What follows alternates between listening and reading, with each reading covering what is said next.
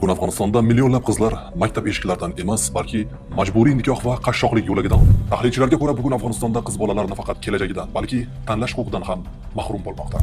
Yangi qonunga ko'ra qizlarning nikoh yoshi balog'at davrining boshlanishi bilan belgilanadi. Shu bilan birga balog'at yoshiga yetgan qizning sukut saqlashi nikohga rozilik sifatida qabul qilinadi. Endi o'shalarga ayting, shunchalik ayol qizlarga g'am qilar ekansizlar. O'sha yurtga mana bir paytlar Rus bostirib kirgan, undan keyin Amerika bostirib kirdi. Qancha ayol qizlarni zo'rlab ketdi.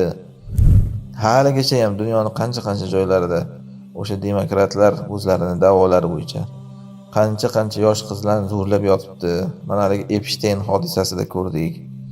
Nimaga endi ular mana shunaqa ta'na qilinmaydi? Ularga shunaqa qilib gapirilmaydi? Yana ular harom uslubda hech qanaqangi bir nikohsiz yoki boshqa harom uslubda o'yin kulgiga ermakka qilgan buni. Endi mana shular narsalar lekin olib chiqilmaydi yoki olib chiqilsa ham unaqa vahima qilinmaydi. Faqat mana shu musulmon odamlar xalqlarda bitta narsa ko'rib qolsa vahima qilinadi. Bu aslida islomga nafratdan, ya'ni o'zini ko'zida bir kunda kirib yotganini, xoda kirib yotganini ko'rmaydi. Lekin bir odam ko'zida bir sargina narsa yopishib qolgan bo'lsa, ustidan kuladi. O'zimizda aytgandek, shu ishtonsiz bo'lib turib, ishton yirtig'ida qaradi deb kuladi, ya'ni.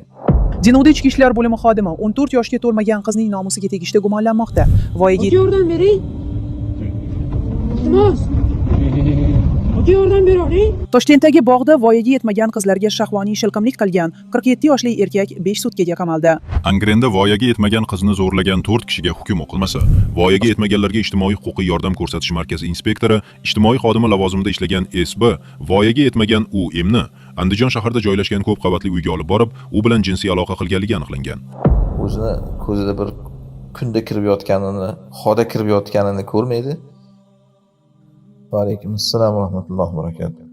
Aytadilar, Afg'onistonda qizlarni 9 yoshdan nikohlash qarori joriy qilingani ko'pchilikni demokrat davlatlar blogerlarini bezovta qilyapti.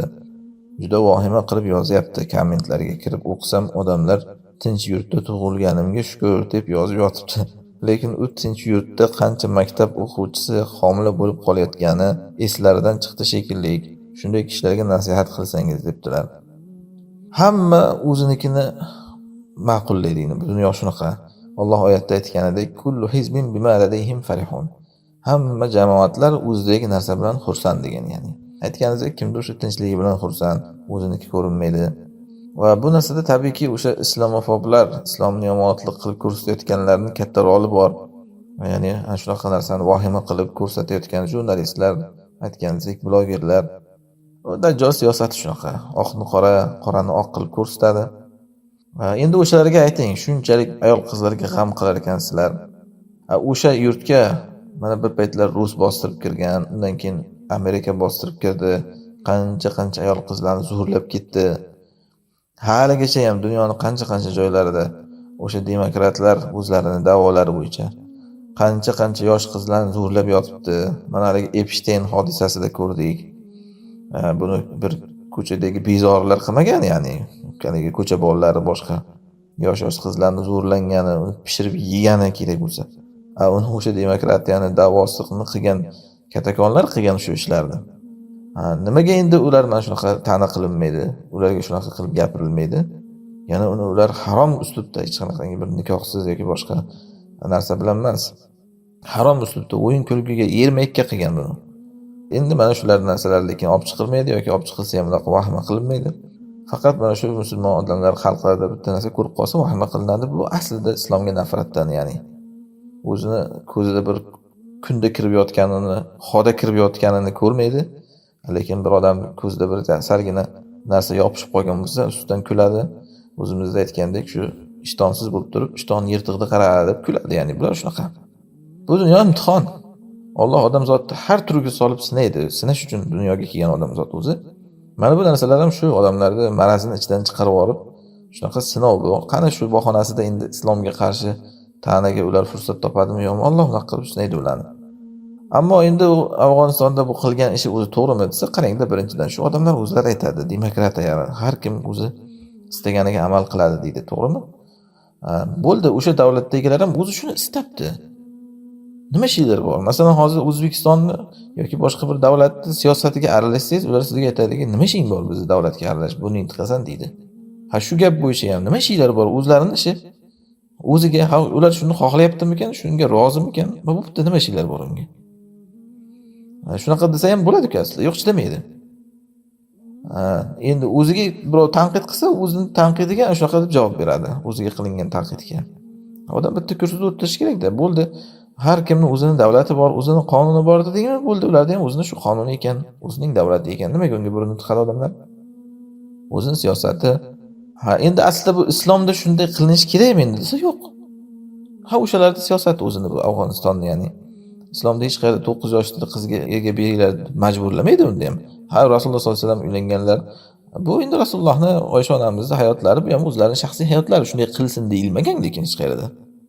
Shuning uchun mana qarang, Abu Bakr roziyallohu anhu Rasulullohning qizlariga sovchi qo'yganlarida Rasululloh unamaganlar.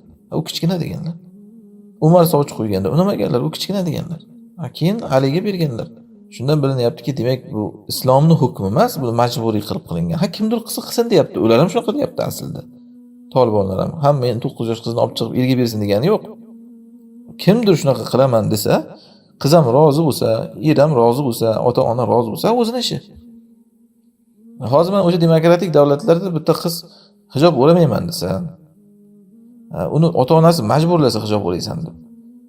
Tabiiyki ular aytadi, "Nimaga majburlayapsan?" deydi. Sen demokratik davlatda yashayapsan, har kimning o'zining ixtiyori bor, erkinligi bor deydi. Bo'ldi, xuddi shunday degan. Ular ham xuddi shunday o'zi rozi bo'lsa va o'shani ko'tarsa jasadi, o'zlarining ishi, bunga boshqa odam aralashishligi kerak emas va bu islom deb shu bahonasida islomni yomonlashligi ham kerak emas. Va uni ustiga men aytganingizdek, o'sha voyaga yetmagan degan gapda o'zi ko'p ishkallar bor. Ya'ni voyaga yetish bu insonning yoshi bilan o'lchanmaydi. O'z aytganingizdek, ba'zan voyaga yetmagan degan qancha qizlar tug'ib qo'yapti. Qancha yigitlar voyaga yetmagan deydi, u tug'dirib qo'yapti. Hammasi masalani shu kalavani uchishga borib taqiladi. Ya'ni asli bu islomga nafrat. Qayerda bir narsaga ta'niga o'rin topsa, shunaqa qilib ta'na qilib qolishga harakat qilishadi. Biz nima deb qabul qilamiz bu narsani? Odamlarga mana shunday tushuntirish beramiz, bu islomda shunday qil degan emas. Undan keyin ham zahrini sochaversa, mutu bi g'ayzikum deysiz. O'lib ket alamingdan. Nima qilaylik endi senga boshqa qanaqa qilib tushuntiraylik? Bitta odamning qilgan ishi bilan bu islom shunaqa ekan degan emas. O'sha odamning fikri, ijtihodi, tushunchasi deyiladi. Allohu a'lam.